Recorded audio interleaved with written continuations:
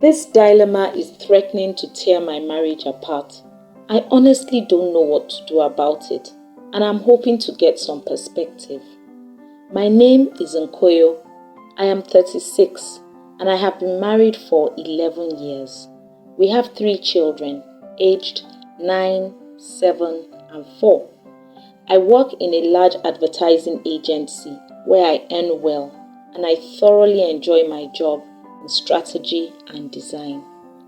I am a Canadian citizen by birth. I spent the first 5 years of my life there, and then I went back again for my first degree and my master's. My parents wanted me to stay back, but I love Nigeria and I see so many latent opportunities. I was adamant about coming back, and so I did at the age of 23. It was when I came back that I met my husband, Edward. He is 4 years older than I am, and he was working with an insurance firm as an underwriter at the time we met. His work and pay were not bad, but there was not much room for growth on the job, and so he decided to quit 5 years ago to start a brokerage firm with a friend. I, on the other hand, have grown in my job over the years. The agency where I work is one of the best, and I was poached from my former job 4 years ago based on my reputation. Apart from my basic salary, I also have commission-based earnings on projects I bring into the firm, and I bring in quite a few, so I earn very well. I am the main financial support of my family because my husband's business has not quite worked out as he thought it would, and so he does not have a steady income. What happened was that his friend pulled out of the business after a couple of years when he decided to go back to school in the US, and he moved with his family. Since he owned the brokerage license, it meant Edward could no longer operate independently. Rather, he works more as an agent, earning commissions under another broker. When he does get business, the commissions can be quite tidy, but it is not consistent, and so he cannot always plan with that. So far, I have played my role as breadwinner as graciously as I can because I do not consider it a big deal. We have a joint account for family expenses, and I always make sure to top it up with the required funds when there is a shortfall. My husband puts in what he has, and I top it up, or I put in everything if necessary. We are quite open about our finances as we are with everything else.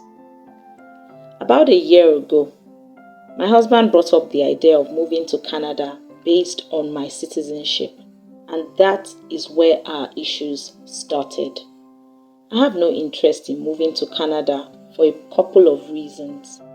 First of all, I have gone quite far in my career here, and I can literally command my own terms in any job within the industry. It's not just about the money, but also about being relevant and sought after. Secondly, things are not as easy in Canada as many people think. In Nigeria, we have a strong support system. My parents and siblings, my husband's family, we have a living help and a driver too, and our social life is quite good.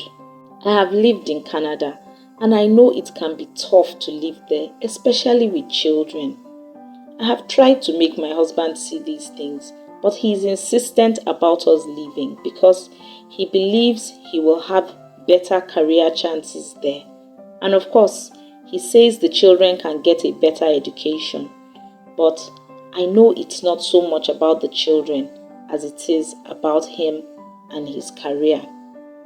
I don't have an issue with him going, but I am the citizen and will be the basis on which everyone else can travel. My compromise to him has been that we can process another immigration route for him to go, and when he is settled, we can all move. Even though I don't want to go, I am willing to make this sacrifice for peace sake. I don't think it is prudent for me to leave a well-paying job and relocate to start all over again. But if Edward is at least settled before we move, we will have a better footing. But he rejects this option as well. Things are now getting to the point where my husband feels like I am holding him to ransom because I earn better and own the citizenship. And in all honesty, this is not the case. What do you think about Edward and Nkoyo's situation? What should Nkoyo do about it? Please share your thoughts in the comments below. Remember to subscribe to my channel and to turn on the notification bell so you don't miss any of my videos.